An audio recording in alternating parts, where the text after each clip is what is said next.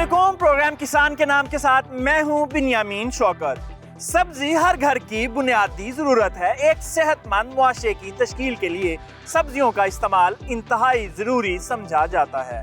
हम ज़र मुल्क होने का दावा तो करते हैं, मगर सब्जियों की कीमतें आम आदमी की पहुंच से दूर हो चुकी हैं। गुज़श्ता एक साल के दौरान कीमतों में 200% तक इजाफा हो चुका है।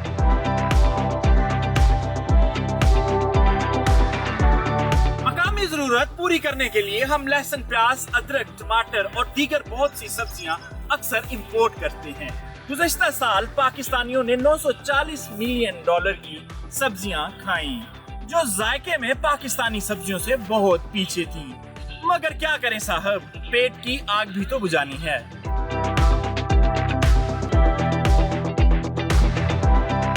महंगे ज़री मुदाखिल, नाक़िस हुकूमती हिकमत अमली, नेमाटोड्स और दीगर बहुत सी खतरनाक बीमारियां, इसके अलावा मंडी में सब्जियों का मुनासिब रेट ना लगना, ये सब किसानों के लिए दर्द सर बना हुआ है। आज के प्रोग्राम में नेमाटोड्स और दीगर बीमारियों को कंट्रोल करने के तरीके बताए जाएंगे। इसके अलावा मार्केटिंग मैकेनिज्म पर भी रोशनी डाली जाएगी। इससे पहले पाकिस्तान में सब्जियों की काश्त पर एक रिपोर्ट। सब्जियों की काश्त के लिए 20 से 40 डिग्री के दरमियान दर्जा हरारत दरकार होता है, जो पूरा साल पाकिस्तान के किसी न किसी हिस्से में दस्तयाब रहता है। यानी हम यहाँ हर किस्म की सब्जी काश्त कर सकते हैं। हमारे अक्सर किसान रवायती तरीके से सब्जियों की काश्त करते हैं, जिससे ऑफ सीजन सब्जियों की काश्त बहुत कम होती है। सरकारी इदारों की नाक़िस हिकमत अमली, कोल्ड स्टोरेज जैसी सहूलियात का फुकदान और किसानों की जदीद फार्मिंग से लाइल्मी की वजह से हम सब्जियों की पैदावार से उतना फायदा नहीं उठा पा रहे जितनी हमारी पोटेंशियल है। बाजार में 200 रुपए फी किलो बिकने वाली सब्जी किसान से 50 रुपए से भी कम फी किलो में खरीदी जाती है। इन्हीं चंद वजूहात की बिना पर सब्जियों के काश्तकार हुकूमत से नाला नजर आते हैं। जहां अल्लाह ताला ने पाकिस्तान को बहुत सी नेमतों से नवाजा है, मुख्तलिफ इक़साम के मौसम भी एक नेमत है।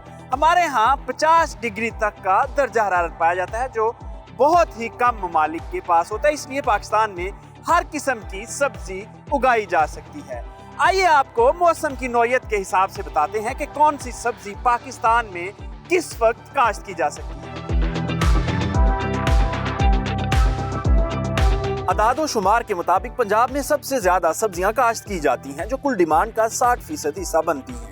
वस्ती और जनूबी पंजाब में दर्जा हरारत ज्यादा होता है, इसलिए वहाँ आलू, प्याज, टमाटर, गोभी, मटर, गाजर, भिंडी, कद्दू, मूली, करेले और बैंगन वगैरह काश्त किए जाते हैं। जबकि वस्ती पंजाब में दर्जा हरारत कम होने की वजह से सलाद की मुख्तलिफ इक़साम, ब्रोकली, धनिया, पुदीना, बंद गोभी वगैरह काश्त की जाती है। सिंध के 17% हिस्से पर सब्जियां काश्त होती हैं। प्याज की सबसे ज्यादा काश्त सिंध में ही की जाती है। इसके अलावा आलू, प्याज, बैंगन, गोभी, गाजर, मिर्च, अदरक, लहसुन वगैरह भी सिंध में ही काश्त होते हैं। बलोचिस्तान में सब्जियों का 13% हिस्सा रवायती तरीके से काश्त किया जाता है और अक्सर गर्म इलाकों की सब्जियां काश्त की जाती हैं। खैबर पख्तूनख्वा की बात करें तो वहाँ सब्जियों की काश्त का हिस्सा 10% है। सब्जियों में शलजम, भिंडी, गाजर, मटर, टिंडे, गोभी, सलाद, ब्रोकली, शिमला मिर्च वगैरह शामिल हैं। हमारे शुमाली इलाका जात में ऑफ सीजन सब्जियां, यानी ऐसी सब्जियां जो मैदानी इलाकों में मौसम सरमा में काश्त की जाती हैं, वही सब्जियां मौसम गर्मा में काश्त की जा सकती हैं, जो मार्केट में दुगनी कीमत में फरोख्त हो सकती है। गुज़श्ता साल जब प्याज और टमाटर की कीमत 500 के करीब पहुंची तो गवर्नमेंट ने इंपोर्ट कर ली, जिससे मकामी सनत को नुकसान पहुंचा। हकीकत यह है कि हम अपनी जरूरत की सब्जियां न सिर्फ मकामी तौर पर पैदा कर सकते हैं, बल्कि इनको एक्सपोर्ट करके कीमती ज़र मुबादला भी कमा सकते हैं। आइए एक वेजिटेबल एक्सपोर्टर के पास चलते हैं, उनसे पूछते हैं कि पाकिस्तान में वेजिटेबल एक्सपोर्ट सेक्टर में कितना पोटेंशियल है और हम सालाना कितना रेवेन्यू जनरेट कर सकते हैं। पाकिस्तान में सब्जियां जो है, 2 प्रोडक्ट ऐसी हैं जो हमारे एक्सपोर्ट होती है ज़्यादा, जिसमें एक प्याज है और एक आलू है। और प्याज में तो हमें कभी तकलीफें आ गई है क्लाइमेट चेंज की वजह से। पिछले साल हमने प्याज को इंपोर्ट भी करनी पड़ी थी, क्योंकि जो फ्लड्स आए थे इसकी वजह से हमें प्याज खत्म हो गई थी। और इस साल भी जो बलूचिस्तान की प्याज है उसका सीज़न पहले होता है, वो भी इफेक्टेड है हालिया बारिशों से। हमारे पास बहुत अच्छी क्वान्टिटी थी, हमें बहुत अच्छी अपॉर्चुनिटी मिली थी कि हम जो है ना प्याज के एक्सपोर्ट तकरीबन $200 मिलियन तक ले जाते, लेकिन बारिशों की वजह से वो भी इफेक्ट कर दी है। दूसरा है हमारा पोटैटो, हमारे पास 6.5 मिलियन टन पोटैटो की पैदावार है और लोकल कंजम्पशन जो है वो 3.5 मिलियन टन है। और बाकी जो है ना हमने एक्सपोर्ट ही करनी होती है, लेकिन जब कोल्ड स्टोर में होता है तो हमें बड़ी तकलीफें आ रही हैं क्योंकि बिजली का बुरान है और कोल्ड चेन जो मेंटेन करना पड़ता है कोल्ड स्टोर में वो नहीं कर पा रहे हैं। इसकी वजह से भी हमें बहुत ज़्यादा तकलीफें आ रही हैं। बाकी रह गई आपकी ग्रीन चिलीज में 2-3 वैरायटियाँ सिर्फ ऐसी हैं जो हम बाई सी एक्सपोर्ट कर सकते हैं, जिसमें ग्रीन चिली है, हरी मिर्च हो गई और गोभी हो गई आपकी, वो थोड़ी बहुत हम कर लेते हैं बाई सी। लेकिन बाकी जितनी भी सब्जियां हैं उनमें हमें बाई एयर करना होता है। उसको गवर्नमेंट जो है वो जो बिजली के बिल ले रही होती है वो पूरे साल की लेती है, चाहे हम उसमें अपने कोल्ड स्टोर में यूज़ कर रहे हैं या ना करें, फिर भी हमें जो है ना वो बिजली के बिल देने पड़ते हैं। इससे हमारी एक्सपोर्ट को काफ़ी खर्च होगा, इसकी तरफ तवज्जो देने की बहुत ज़्यादा ज़रूरत है। किसान भाइयों, हशरात को अगर बर वक्त कंट्रोल ना किया जाए तो आपकी तैयार सब्जी वो खा जाएंगे और आपके पास सिर्फ भूसा बचेगा। सब्जियों के हशरात कौन कौन से हैं, इनको कैसे कंट्रोल करना है, ये जानने के लिए हमारे साथ माहिर हशरात डॉक्टर जाहिद मौजूद हैं। उनसे पूछते हैं कि किसानों को क्या इकदाम करने चाहिए कि हशरात से सब्जियां बची रहें। जी अस्सलाम वालेकुम। जी वालेकुम अस्सलाम। सबसे पहले तो हमारे किसानों को बताएं कि आम तौर पर कौन कौन से हशरात हैं जो सब्जियों पर हमलावर होते हैं। जी, मौसम गर्मा की सब्ज़ियां जो हैं मुख्तलिफ़ किस्म की हैं। इनमें एक बेलदार सब्ज़ियां हैं, उनके कीड़े अलग हैं। इसके अलावा बैंगन है, टमाटर है, भिंडी है, मिर्चें वगैरह हैं, उनके कीड़े कदरे मुख्तलिफ़ हैं। जो बेलदार सब्ज़ियात हैं उनमें सबसे ज़्यादा जो नुकसान करती है वो एक लाल बूंदी होती है, कद्दू की लाल बूंदी उसको कहते हैं, वो सबसे ज़्यादा नुकसान करती है इनको। शुरू में ख़ास तौर पे छोटे पौधों पर ज़्यादा नुकसान होता है और बड़े पौधों पर ज़रा उसका कम हो जाता है। उससे वो स्टार्ट में तो बिल्कुल पौधे ख़त्म कर देती है। इसके अलावा एक और है हड्डा बीटल उसको कहते हैं, वो नुकसान करती है। इसके अलावा कुतर खाने वाले दूसरे कीड़ों में कुछ सुंडियाँ हैं जिनमें अमेरिकन सुंडी भी हमला करती है, लश्करी सुंडी हमला करती है, ये सुंडियाँ हमला करती हैं। और सबसे बढ़कर जो जिनमें जो फलदार हैं बेलदार सब्जियां, उनमें फल की मक्खी जो है वो बहुत ज़्यादा नुकसान करती है। अच्छा सर, ये बताएं कि किसानों को केमिकल कंट्रोल ज़्यादा करना चाहिए या बायोलॉजिकल कंट्रोल की तरफ जाना चाहिए, क्योंकि सब्जियां हैं बहरहाल हम बराह रास्त इनको खा रहे होते हैं। सब्जियात के लिए जो है बहुत ज़्यादा ज़रूरी है कि आप केमिकल कंट्रोल को इस्तेमाल करें ज़रूरत पड़ने पर। उससे पहले जो दूसरे तरीके हैं उनमें ख़ास तौर पे मैं कहूँगा कि जो काश्त में आपने नुकसान है उसको उतारना है वहाँ से। जो सुंडियाँ हैं, सुंडियों के कंट्रोल के लिए ट्राइकोग्रामा है, उसके कार्ड्स मिल जाते हैं बायो कंट्रोल के लिए, उसको इंस्टॉल करें। इसके अलावा एक और चीज़ बड़ी अच्छी है कि फंदे मुख्तलिफ हैं। एक चिपकने वाले फंदे हैं जो रस चूसने वाले कीड़ों के लिए बहुत मौसर हैं। इसके अलावा फेरोमोन ट्रैप्स हैं जो फ्रूट फ्लाई के लिए ख़ास तौर पर, और बाज़ सुंडियों के परवानों को पकड़ने के लिए इस्तेमाल करते हैं। जब हम बालग मक्खियों को या बालग परवानों को पकड़ लेते हैं तो फिर उनकी आगे जो परवरिश है वो रुक जाती है। क्या वजह है किसान बायोलॉजिकल कंट्रोल की तरफ नहीं आ रहे, पाकिस्तान में ज़्यादा केमिकल का इस्तेमाल है? बायोलॉजिकल कंट्रोल में सबसे पहले तो किसान को जो है वो एक एजुकेट करने की, उस चीज़ की अहमियत बताने की ज़रूरत है। महकमा ज़राअत में मुख्तलिफ़ जगहों पर 11 लबार्टियाँ काम कर रही हैं जो बायो कंट्रोल एजेंट के लिए। वो हर जगह आसानी से ज़मींदार को चीज़ें मिलनी भी मुश्किल है। पूरी दुनिया में ये चीज़ जो है तरीका कंट्रोल सब्जियों और फलों में बहुत ज़्यादा इस्तेमाल होता है और ये प्राइवेट लोग करते हैं बहुत ज़्यादा। हमारे चूँकि अभी ट्रेंड नहीं बना, लेकिन वक्त की ज़रूरत के मुताबिक हमने अगर इंटरनेशनली अपने आप को कम्पीट करना, इस काबिल बनाना है, तो हमें गवर्नमेंट सेक्टर के साथ साथ प्राइवेट सेक्टर को आगे आना होगा। सर, हमारे पास कोई ऐसा लॉ है जिसके मुताबिक हम बाउंड कर सकें किसानों को कि आपने इस स्टेज पे जो पेस्टिसाइड है वो इस्तेमाल करनी है, अदरवाइज़ आप इंटीग्रेटेड पेस्ट मैनेजमेंट तैयार करें? इसमें जहाँ तक तल्लक है, हमें इंटरनेशनली जो है ना वो रुकावट का सामना करना पड़ता है। अगर जहरों के बाकियात आएँ तो हमारी पूरी की पूरी कंसाइनमेंट्स रिजेक्ट हो जाती हैं, हमारा मार्केटिंग का सिस्टम मुतासर होता है। इसीलिए होता है कि हम ज़्यादा डोज कर देते हैं। हाँ जी, ज़्यादा डोज कर देते हैं और वक्फा जो होता है ना कबल अज़ बर्दाश्त, उसको मद्देनजर नहीं रखते, उसका विड्रॉल पीरियड नहीं प्रॉपर रखते। तो जाहिर साहब आपके वक्त का बहुत शुक्रिया। किसान भाइयों, जो आप केमिकल का इस्तेमाल करते हैं वो वक्त की ज़रूरत है, लेकिन उतना करना चाहिए जितनी ज़रूरत हो। हमारे यहाँ बहुत ज़्यादा स्प्रे किया जाता है, यही वजह है कि जो रेजिड्यू है वो बाकी रहता है और वही हम खाते हैं। तो कोशिश करें ज़्यादा से ज़्यादा इंटीग्रेटेड पेस्ट मैनेजमेंट का तरीका अपनाएं। हमारे यहाँ अक्सर सब्जियों की फार्मिंग छोटे स्केल पर की जाती है, कमर्शियल फार्म्स की तादाद ना होने के बराबर है। यही वजह है कि किसान सब्जियों की बीमारियों से नावाकिफ हैं। नेमाटोड्स और इससे जन्म लेने वाली बीमारियां सब्जियों की तबाही का बायस बनती हैं और किसानों को इसका इल्म तक नहीं होता। मुख्तसर ब्रेक और ब्रेक के बाद आपको बताएंगे कि नेमाटोड्स क्या हैं और ये कैसे सब्जियों की तबाही करते हैं, इनको कंट्रोल कैसे करना है। स्टे विद अस।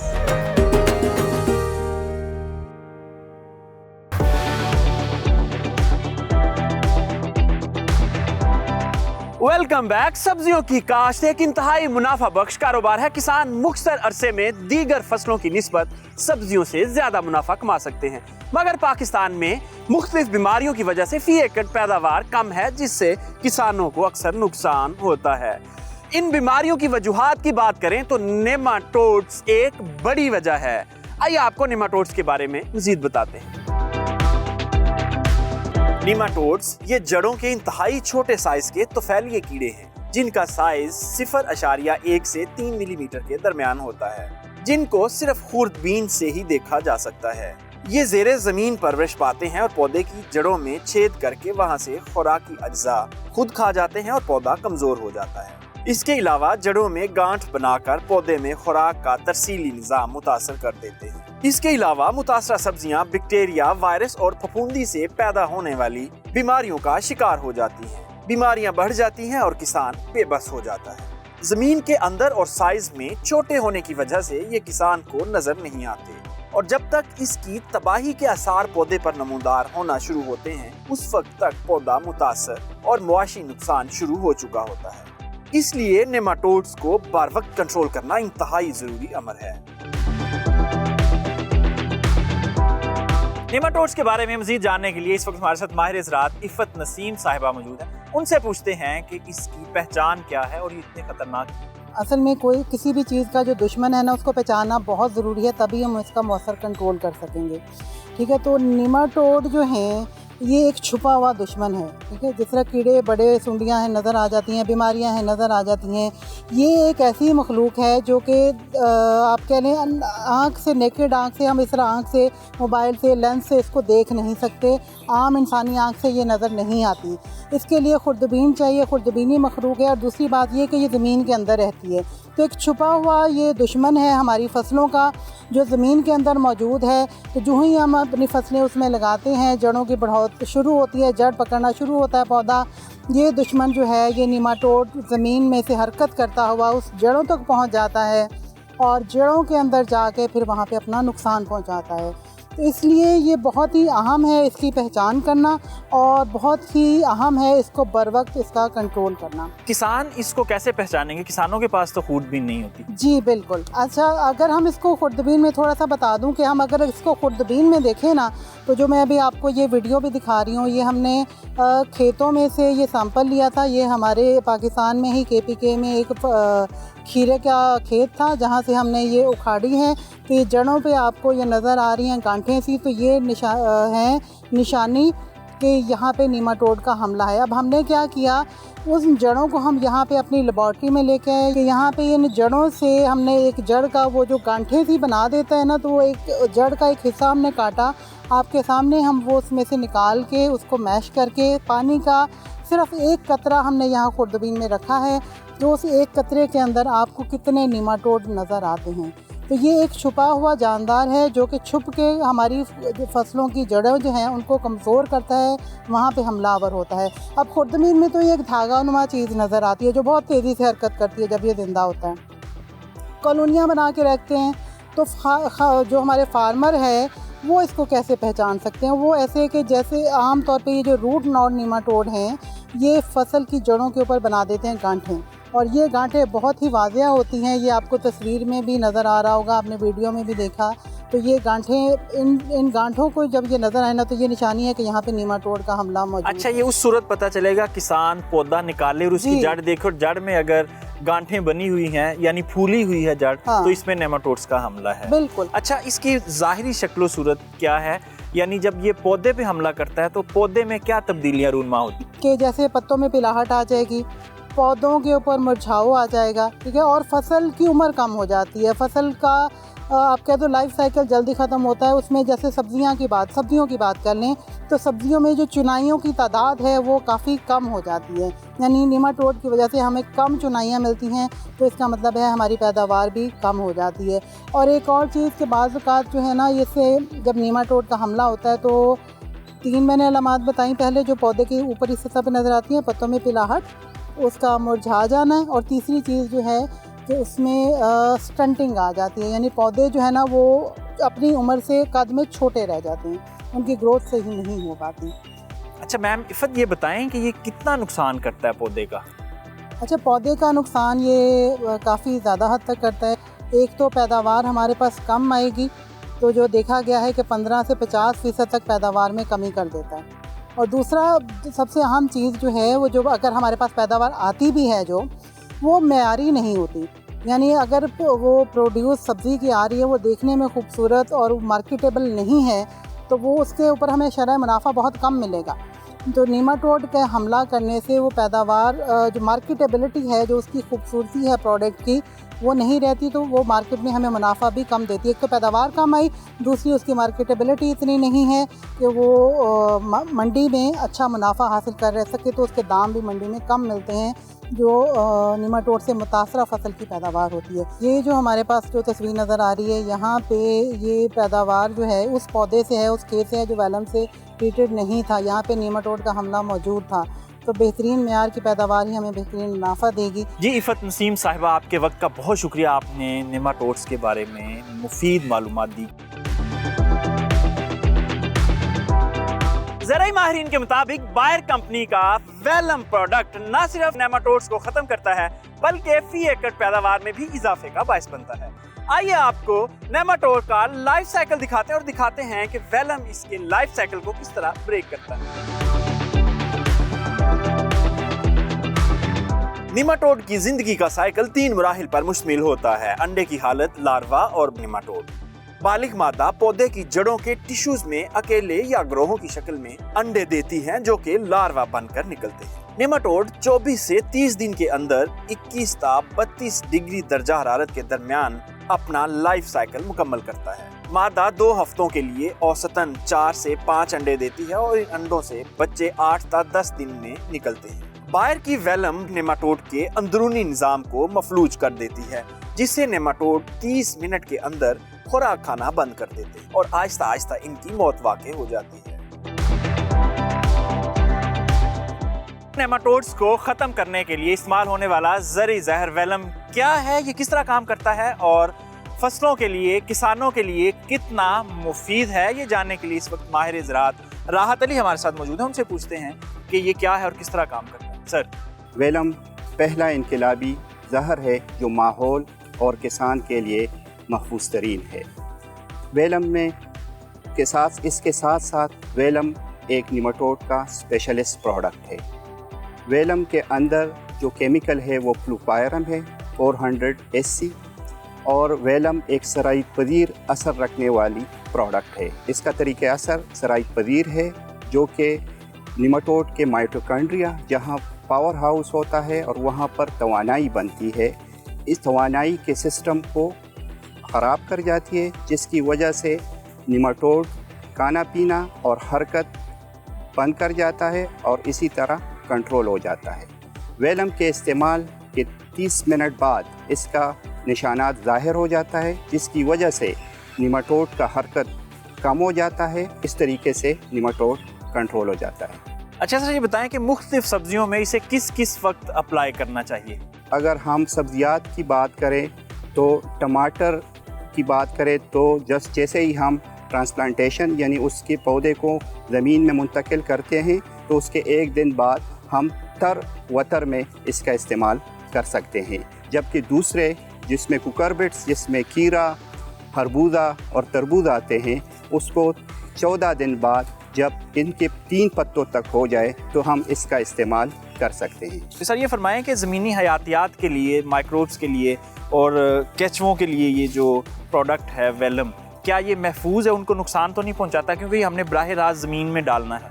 जी, ये पहला इनकलाबी जहर है जो माहौलियात और इंसान के लिए महफूज तरीन है, और ये ज़मीन के अंदर जो बहुत से दोस्त कीड़े, केचुए और बाकी आर्टवर्म होते हैं उसके लिए महफूज तरीन है, और इस वक्त मार्केट में इसका एक सेफ प्रोफाइल है इस लिहाज से।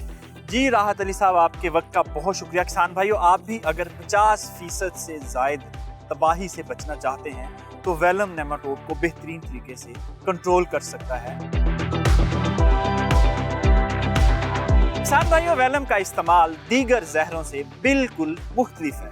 दीगर जहरें स्प्रे की जाती हैं जबकि ये ड्रेंच की जाती है। जब तक बताए हुए तरीके पर इसे इस्तेमाल नहीं किया जाएगा आप इससे पूरी तरह मुस्तफीद नहीं हो सकते। आइए आपको बताते हैं कि इसके इस्तेमाल का दुरुस्त तरीका क्या है, लेकिन उससे पहले चंद एहतियाती तदाबीर। ज़रई जहर के इस्तेमाल से पहले हिफाजती इक़दामात ज़रूरी हैं ताकि आप जहर के मुज़र असरात से महफूज रहें। जैकेट पहनिए ताकि आपका जिस्म जहर से महफूज रह सके। सर पर टोपी पहनिए ताकि आपके बाल और कान भी महफूज रहें। गम शूज़ पहनिए ताकि जहर के इस्तेमाल के वक्त आपके पाँव को नुकसान ना हो।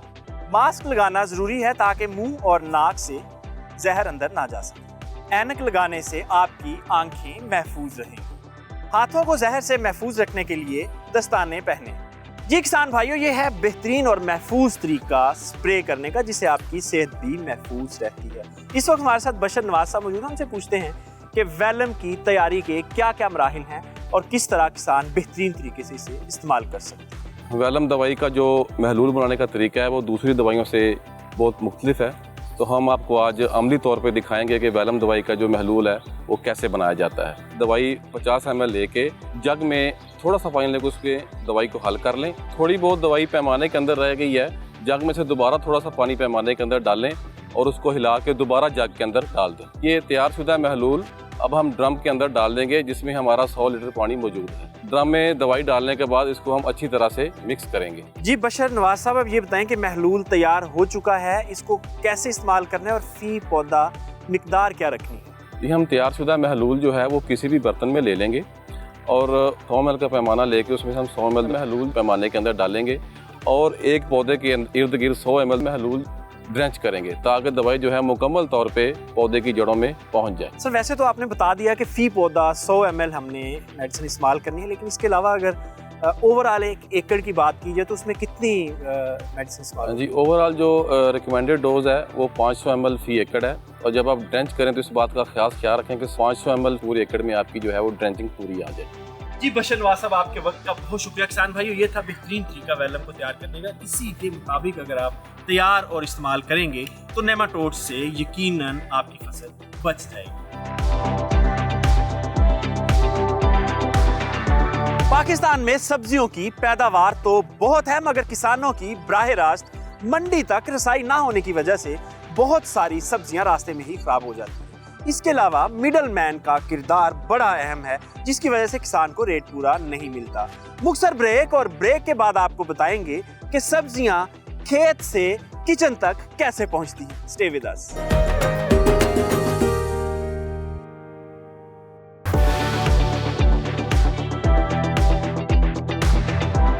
Welcome back. चंद माह कबल मार्केट में प्याज 500 रुपए किलो तक पहुंच चुका था और टमाटर भी 4 सेंचुरियां पूरी कर चुका था, और यही टमाटर और प्याज जब पाकिस्तानी किसानों ने उगाया तो 40 रुपए किलो तक फरोख्त होने लगा, जिससे किसानों के पैदावारी अखराजात भी पूरे ना हुए। इसकी क्या वजह है, आइए चंद किसानों के पास चलते हैं। सर 4 एकड़ लगाए थे, अभी 2 एकड़ लगाए, कोई बलुस्तान को जमींदार को कोई सहूलत नहीं मिल रही है। पिछले साल हमने 2 एकड़ फसल लगाया था टमाटर का, काफ़ी तौर पे हम लोग को नुकसान आया क्योंकि इधर पे टमाटर लगाते हम लोग, उधर सस्ता बेचना पड़ता है। इस दफ़ा भी हम लोगों ने सस्ता बेचा है, गवर्नमेंट हम लोग को कोई रिलीफ नहीं दे रही है। प्याज जो हम काश्त कर रहे हैं तो प्याज में हमारा बहुत ज़्यादा खर्चा आता है। अभी मार्केट में देखें प्याज 300 रुपये, हमसे जो 80 रुपये 70 रुपये में जो खरीदा जाता है, तो मार्केट में ना वो जो है प्याज और जो है ना टमाटर जो है ना हम करने से कासिर हैं।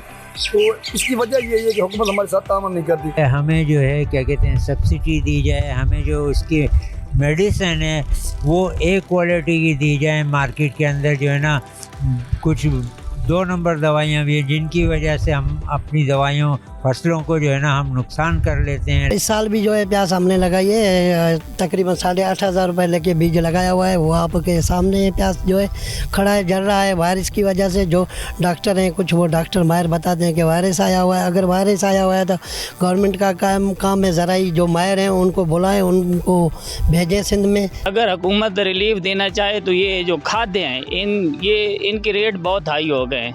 ये ज़मींदार के जो है ना ये रेंज से बाहर निकल चुके हैं। रेट मंडी पे हमें मुनासिब नहीं मिलता। बाहर की मंडियों के रेट और होते हैं, यहाँ पे और होते हैं। किसान सिर्फ बेचारा ये कोशिश करता है कि यहाँ पे हम ले जाते हैं टमाटर, चलें हम इधर फ़रोख्त करके शाम को घर चले जाते हैं, ये आसानी होती है।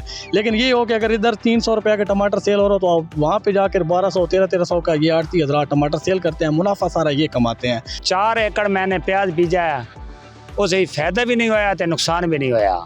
कोई ना कोई गवर्नमेंट का काम है जनाब सन रईस देवे।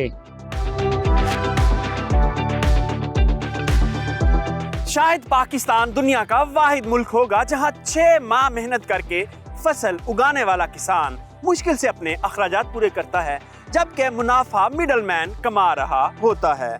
यानी किसान से ज्यादा मुनाफा मार्केट फोर्सेस कमा लेती हैं। आइए आपको पाकिस्तान में सब्जियों के फरोख्त का बुनियादी ढांचा बताते हैं। गुज़श्ता कई सालों से एक ट्रेंड चल रहा है कि सब्जी काश्त करने वाले किसान 2 साल नुकसान उठाते या बराबर में फसल बेचते हैं, जबकि तीसरे साल उनको मुनाफा हासिल होता है। बाज़ औक़ात ज़रूरत से ज़्यादा सब्जियां उगाकर नुकसान उठाया जाता है और कभी कम उगाकर मुनाफा। इस चीज़ को कंट्रोल करने के लिए हमारे यहाँ इदारे तो मौजूद हैं जिन्होंने डिमांड एंड सप्लाई के मुताबिक सिफारिशात मुरतब करके किसानों को आगाह करना था कि क्या उगाएं और क्या नहीं, मगर इन इदारों की कारकर्दगी दफ्तरी फाइलों तक ही महदूद रही। सब्जी काश्त करने वाला किसान इसलिए भी नुकसान उठा रहा है कि इसकी बराह रास्त रसाई एंड कंज्यूमर तक नहीं है। छोटे रकबे पर काश्त होने की वजह से किसान इजनास दूर दराज की मंडियों तक नहीं पहुंचा सकता, इसलिए खेतों से मिडलमैन ही खरीद लेता है जो ये सब्जियां मंडी में आड़ती को फरोख्त करता है, जबकि आड़ती से दुकानदार और फिर दुकानदार से सब्जी किसी भी घर के किचन तक पहुंचती है। इस तरह किसान से 50 रुपए में खरीदी गई सब्जी किचन में पहुंचते पहुंचते 200 से 300 रुपए किलो तक हो जाती है। यानी 6 माह की मेहनत से सब्जी उगाने वाला किसान मुश्किल से अपने अखराजात ही पूरे करेगा और 2 दिन के अमल में मार्केट फोर्सेस 70% तक मुनाफा खा जाएंगी। हमारे यहाँ सब्जियों की काश्त छोटे स्केल पर की जाती है, जिसकी वजह से अक्सर किसान बीमारियों को नजरअंदाज कर देते हैं और जब आपकी सब्जियां बीमार होंगी तो पैदावार अच्छी नहीं आएगी और जो पैदावार आएगी वो सेहतमंद नहीं होगी। इस वक्त हमारे साथ डॉक्टर सबीन मौजूद हैं, प्लांट पैथोलॉजिस्ट हैं। उनसे बीमारियों के हवाले से मजीद पूछते हैं। जी मैम फरमाइएगा कि कौन कौन सी आम बीमारियां हैं जो इस वक्त सब्जियों में पाई जाती हैं? सब्जियों में मुख्तलिफ़ किस्म की बीमारियां रुनमा होती हैं जिसकी मुख्तलिफ़ वजूहात हैं। फंगस की बीमारियों में देखा जाए तो डाउनी मिल्ड्यू और पाउडरी मिल्ड्यू ये बहुत कॉमन है बेलदार सब्जियों पे, जैसा कि रुईदार फफूंदी उसे कहते हैं डाउनी मिल्ड्यू को। इसकी पहचान ऐसे है कि पत्ते की निचली जानिब अगर आप देखें तो धब्बे नुमाया होते हैं, वाज़े नज़र आते हैं, जो कि नोकदार होते हैं। इनका रंग क्या होता है? इनका पीला रंग होता है और आहिस्ता आहिस्ता जब ये मेच्योरिटी की तरफ जाते हैं तो भूरे रंग के हो जाते हैं। पत्ते सूख जाते हैं और पौधा मुरझा जाता है और कुछ दिनों में वो मर जाता है। इसी तरह जब सफूफी फुंदी को हम देखते हैं फफूंदी को तो उसके पत्ते की निचली जानिब गोल गोल सफ़ेद रंग के धब्बे नमूदार होते हैं जो आहिस्ता आहिस्ता तने और फल पे भी चले जाते हैं। इससे क्या होता है कि आपकी जो सब्ज़ी है उसकी क्वालिटी मुतासिर होती है, उसका जायका ख़राब हो जाता है। फिर मुरझाओं की हम बात कर रहे थे कि आम देखने में आता है, इसका जो मुहर्रिक है वो ज़मीनी है। इसमें जब हम फंगस की बात करते हैं तो 3 किस्म की फंगस हैं जो इसके मुरझाओं का सबब बनती हैं। इसमें है फ्यूजेरियम स्पीशीज़ हैं, पिथियम की स्पीशीज़ हैं और राइजोप्टोनियम। इसका पता हमें ऐसे चलता है कि जब आप तने को काटते हैं तो वहाँ आपको ये फंगस की ग्रोथ नज़र आती है। जी मैम, ये तो फफूंदी की बीमारियां थी, आप बताएं कि बैक्टीरिया से फैलने वाली कौन कौन सी बीमारियां? बैक्टीरिया की एक बहुत कॉमन बीमारी है जिसे हम बैक्टीरियल ब्लाइट कहते हैं, और ये भी आम देखने में मिलती है स्पेशली सब्जियों में। तो इसका बेहतरीन पहचान ये है कि जब आप तने को जड़ों को काट के पानी में डालते हैं तो उसमें से एक मादा निकलता है जिसे बैक्टीरियल ऊज़ कहा जाता है। फंगस की और बैक्टीरिया का बड़ा अच्छा डिफरेंस है ये कि आप इस तरह से चेक कर सकते हैं जड़ों के ज़रिए। अच्छा मैम, ये बताएं कि वायरस से फैलने वाली बीमारियां कौन कौन सी हैं और उनको कैसे पहचाना जा सकता है और उनका इलाज क्या है? जी, वायरस से बहुत ज़्यादा बीमारियां जन्म लेती हैं, जैसे एक मोज़ेक वायरस है, फिर स्क्वाश मोज़ेक वायरस उसे कहते हैं, एक हालो मोज़ेक वायरस है। इन वायरसेस की मुख्तलिफ इक़साम करते ये क्या हैं कि ये सब्ज़ मादा जो पत्ते का होता है इसे ख़त्म कर देते हैं, जो पौधे का खुराक बनाने का निज़ाम है वो मुतासिर हो जाता है। ठीक है, आपके पौधे में वो इम्यूनिटी ख़त्म हो जाती है, फोटोसिंथेसिस जो है वो रुक जाता है। जी मैम, आपका बहुत शुक्रिया। किसान भाइयों, बीमारी वायरस से आए, बैक्टीरिया से या फंगस से बर वक्त इलाज करके ही अच्छी पैदावार ली जा सकती है।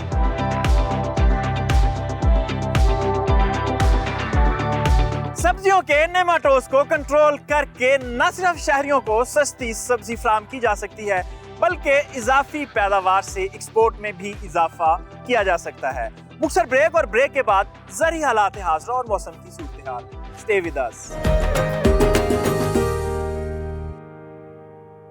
प्रोग्राम के आखिरी हिस्से में खुशामदीद। साइम रशीद साहब हमारे साथ मौजूद हैं ज़री हालात हाज़िर पर बात करने के लिए। साइम साहब फरमाइएगा, गवर्नमेंट की तरफ से तो ज़राअत जो है इस वक्त बड़ी टॉप पे जा रही है, लेकिन किसान जो है वो एहतजाज कर रहे हैं। 1 अगस्त से किसानों ने कॉल दी है एहतजाज की, क्या कहेंगे इस बारे में? बेंजामिन साहब, ऐसे है कि गवर्नमेंट की तरफ से जो ये ज़राअत अरूज पे जा रही है वो सिर्फ डॉक्यूमेंट्स में जा रही है या इजलासों में जा रही है। हकीकत हाल तो ये है कि कॉटन का रेट जो गवर्नमेंट ने अनाउंस किया था वो नहीं मिल पा रहा।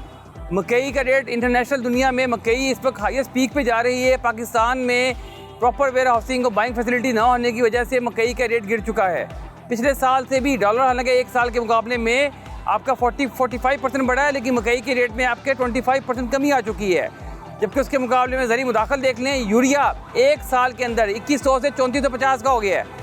आपने 70% तक ज़री मुदाखल बढ़ा दिए हैं और आप फार्मर्स को जो अनाउंस कीमत होती है वो भी नहीं देते, तो फार्मर क्या करे? एहतजाज ही करेगा ना। साइम साहब, ये बताएं कि जब इनपुट की बात आती है, खादों की, बीजों की, तो इंटरनेशनल रेट सामने आ जाता है कि इंटरनेशनल मार्केट में ये प्राइसेस चल रही हैं, लेकिन जब किसानों की प्रोड्यूस मार्केट में आती है तो उस वक्त मार्केट में डिमांड एंड सप्लाई की गेम आ जाती है। तो ये दोहरा मेयार है किसानों। देखिए, ये मुनाफकत है, इसे कहते हैं आप पॉलिटिकल मुनाफकत, पॉलिटिकल हिपोक्रेसी।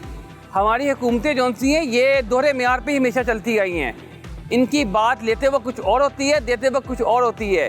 यही वजह है कि पाकिस्तान में अवाम जो सी है, कभी किसी हुकूमत को अवाम दोस्त नहीं कहा गया। जी साइम साहब, लैंड इंफॉर्मेशन मैनेजमेंट सिस्टम क्या है बुनियादी तौर पे? हमारे अक्सर किसान ये पूछ रहे हैं कि क्या है और किस तरह हुकूमत इससे ज़राअत को फ़ायदा पहुँचाना चाह रही है। देखिए, स्ट्रेटेजिक प्लान डिवीजन के तहत land information and management system limbs बनाया गया है। ये एक बहुत अच्छा सिस्टम है जिसके तहत पाकिस्तान भर में जो भी ज़री रकबे हैं उनका डेटा इकट्ठा किया गया है। उनकी ज़मीन की साख कैसी है, वो किस क्लाइमेट जोन में है और उनके अंदर पानी कैसे मिलता है, उनके पास कौन कौन सी फसलें वहाँ सूटेबल हैं और उनका कैलेंडर क्या है।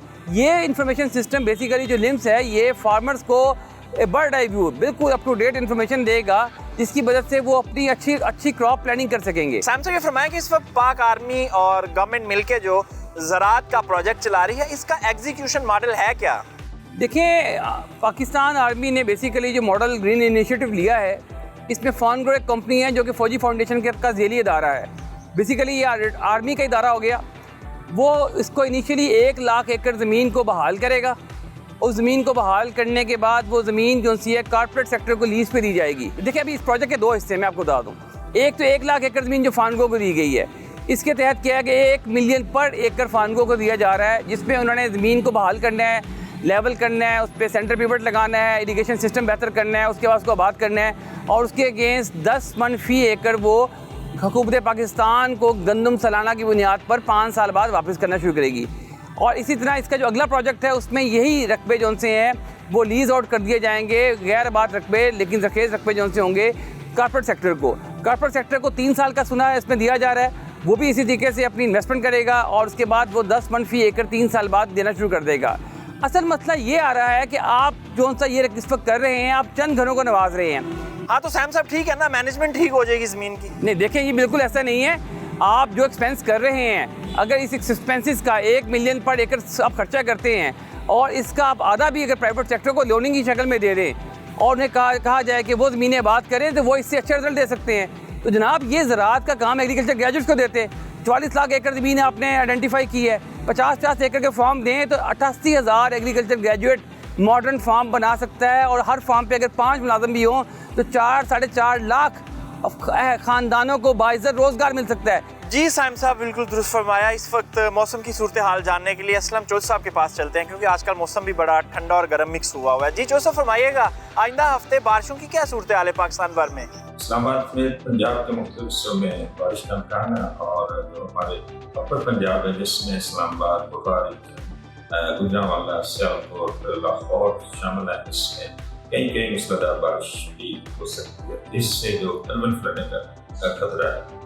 जनूबी पंजाब में हमारे जैसे हिल टोरेंट्स, हिल टोरेंट्स है, वहाँ पे फ्लैश फ्लडिंग का खतरा है और आने वाले दिनों में जो नॉलेज है उनमें बिरयानी का इम्कान है। सुबह से के अक्सर इलाकों में मौसम खुश्क रहेगा, लेकिन जो अपर सिंध है जिसमें सक्कर, कैप और वगैरह शामिल है, इनमें कोई हल्की बारिश हो सकती है।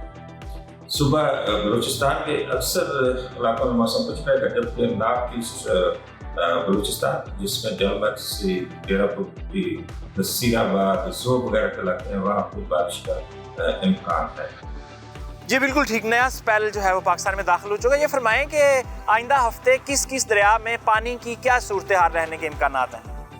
जी आने वाले दिनों में अगर फ्लड की बात की जाए तो पूरे पाकिस्तान में जैसे आजकल मौसम जोखिम पे है और बारिशें काफ़ी ज़्यादा हो रही हैं, इससे हमारे जो मेजर रिवर्स है जिसमें ज़्यादा से ज़्यादा मीडियम लेवल फ्लड तक जाने का इम्कान है। हाई फ्लडिंग का कोई खतरा नहीं है। जैसे रावी में जो जसर पे मीडियम लेवल का फ्लड हो सकता है, लाहौर में मीडियम लेवल का फ्लड हो सकता है, सतलज में गंगा सिंह वाला पे मीडियम लेवल का फ्लड आ सकता है। लेकिन अगर इंडिया की तरफ से इन दरियाओं में पानी रिलीज किया जाता है तो फिर हाई फ्लड तक जा सकते हैं। इस तरह चिनाब में मनाला और दीगर जो हेडवर्क्स है वहाँ पे मैक्सिमम मीडियम लेवल तक जा सकता है। मंगला और तरवेला वगैरह यहाँ पे भी मैक्सिमम मीडियम लेवल तक जाने का इम्कान है। जी ठीक है सर, ये फरमा दें कि जो दर्जा हरारत है उसकी क्या सूरत हाल रहेगी पाकिस्तान भर में?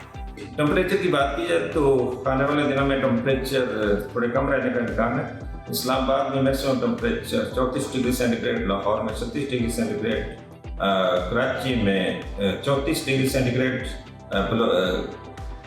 कोयटा में 35 डिग्री सेंटीग्रेड, पेशावर में 36 डिग्री सेंटीग्रेड, गिलगित में 28 डिग्री सेंटीग्रेड और मुजफ्फराबाद में 34 डिग्री सेंटीग्रेड रहने का इम्कान है। जी सर, आपके वक्त का बहुत शुक्रिया। साइम साहब, जो चावल है इसको पानी की फसल कहा जाता है, लेकिन इस वक्त पाकिस्तान में अक्सर चावल जो है वो डूब चुका है। नाला डेग जो है वो आपे से बाहर आ चुका है और उसने हज़ारों एकड़ जो फसल है ज़िला शिवपुरा में और सियालकोट में वो डुबो दी है। तो क्या कहेंगे, ये हर साल फसल डूबती है डेग नाला से? बिन्यामिन साहब, ये कोई पहली मरतबा थोड़ी हो रहा है। जैसे आपने कहा कि हर साल होता है। नाला एक, नाला लई, नाला डैक, ये जितने भी हैं, दरिया समा, बाकी हमारे 5 बड़े दरिया, इनका तो हमने हमेशा ही पता कि जब सैलाब आता है, पानी आता है, तो हमने तो इनके अंदर कुछ सिस्टम बनाया ही नहीं है।